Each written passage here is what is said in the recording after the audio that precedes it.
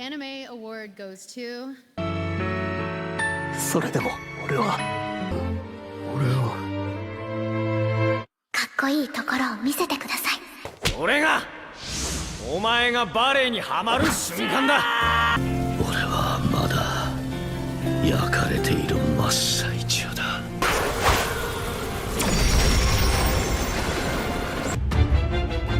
おかわいいこと。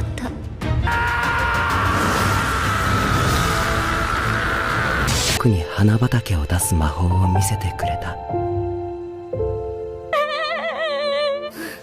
静香ちゃん。They say you never forget your first love, but I'd argue you never really forget your first era. For me, that era began in 2015. I'd watch anime as a kid, sure, the stuff that aired on TV, but 2015 was the year I actually arrived. The year that I just stopped just watching and started consuming. Now that we've wrapped up 2025, I found myself looking back at the last 10 years, trying to map out how my taste has evolved. It's funny because looking at this list, you can kind of see me growing up alongside the medium. I decided to do the impossible and pick the single best anime from every year since I started. And to keep this from being the Attack on Titan and Monogatari show, I set one rule. If a long-running franchise wins a year, it's retired. I can only pick it once. So, let's go back to where it started, the Golden Age. 2015 was a stacked year. We had One Punch Man redefining action and Haikyuu hitting its strides. But if I'm being honest with myself, I'm a romance guy. And in 2015, nothing hits harder than Oregairu Season 2. This was the season that took a cynical rom-com and turned it into a character study on intimacy. Hachiman isn't just an edgy protagonist here, he's a kid terrified of being hurt, desperate for something genuine. It's a show that understood that sometimes the hardest part of romance isn't the confession, it's the communication. To this day, it's easily in my top 3 romances of all time. 本物が欲しい。 Then came 2016. Re:Zero, Mob Psycho, My Hero Academia. Any of these could have won, but I have to give it to Haikyuu Season 3. This season did something audacious. It dedicated 10 episodes to a single match, and it worked.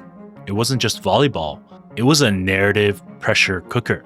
By stripping away the training arcs and the slice of life filler, it distilled the sports genre down to its purest essence.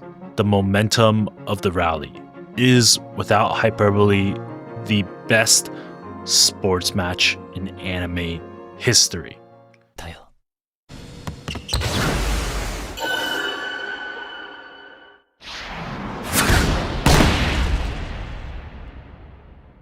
2017 gave us Maid of Abyss and Land of the Lustrous. But for me, this year belongs to March Comes In Like a Lion. Specifically, Season 2, Episode 18. I believe this is a personal thing, but if you know, you know. This show masters the visual language of depression like nothing else.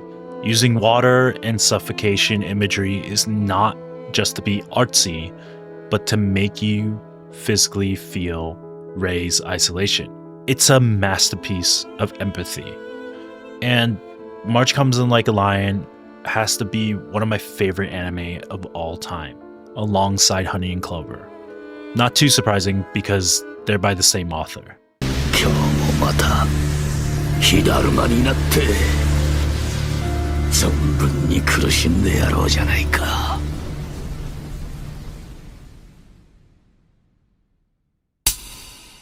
2018 was a quiet year, for sure, but it gave us Steins Gate Zero. I mean, sequels are hard. Sequels to masterpieces are impossible. And yet, Zero justifies its existence by exploring the timeline where the hero failed. It's a miserable, heavy watch compared to the original. But that contrast is exactly why it works. It proved that sometimes the happy ending has to be earned through absolute hell.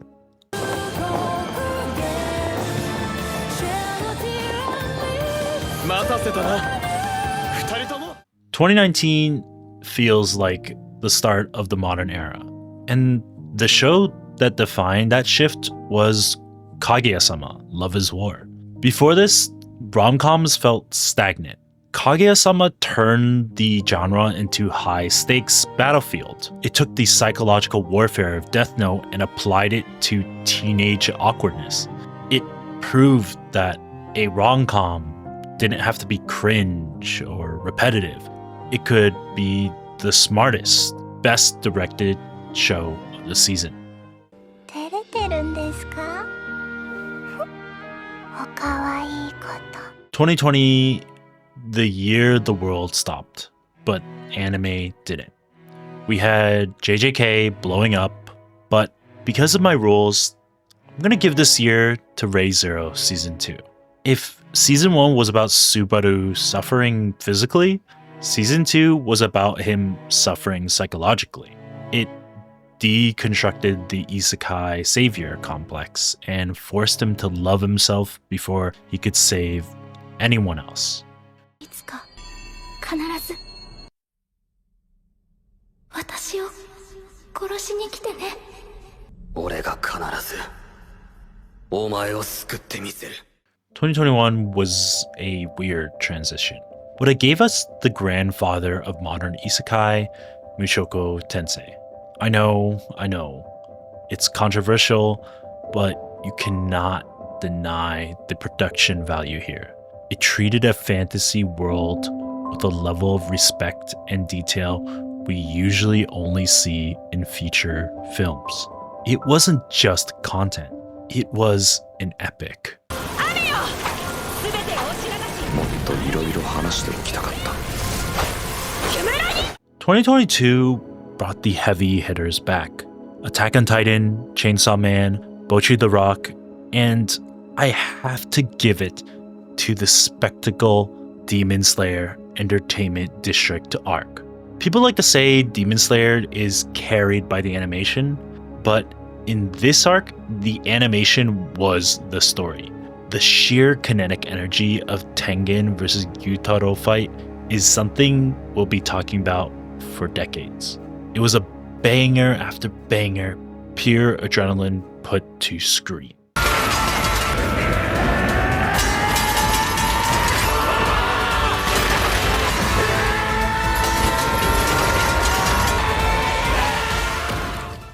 Then came 2023, and honestly, there's no contest. It's Frieren, the #1 anime of all time. In a landscape dominated by fast-paced battle shonen, Frieren dared to be slow. It dared to be quiet. It focused on what happens after the end screen of an RPG. It's a show about time, regret, and the beauty of a finite life, told through the eyes of an immortal elf. It's a generational masterpiece. 魔法が綺麗だと思った。きっとこれはただの偶然に過ぎないことだけれども、ヒンメルたちと出会わせてくれたのは先生が教えてくれたくだらない魔法だよ。2024 was crowded. Dungeon Meshi, Dandadan, solo leveling. But I'm returning to my roots. I'm giving it to the Dangers in My Heart Season 2. If Kaguya-sama was the peak of war romance, Dangers is the peak of intimacy. It dropped the edgy facade completely and gave us the most natural, earned, romantic progression I've seen in years. 怒ってない。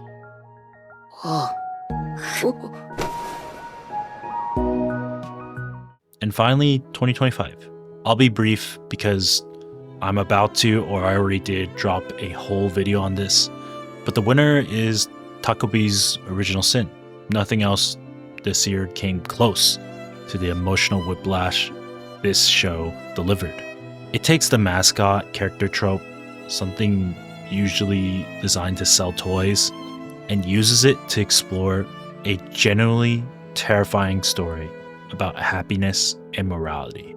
It's dark, it's uncomfortable, and it is easily the best anime of 2025. 静香ちゃん Looking at this list from Origairu to Takopi, I realized that while the animation has gotten better and the trends have changed, I'm still just looking for the same thing I was in 2015. Stories that make me feel something genuine. I mean, what about you guys? What's your anime of the decade? Let me know in the comments. And if you want to know why Takopi broke me, check out the video right here if it's out. Thanks for watching. Peace.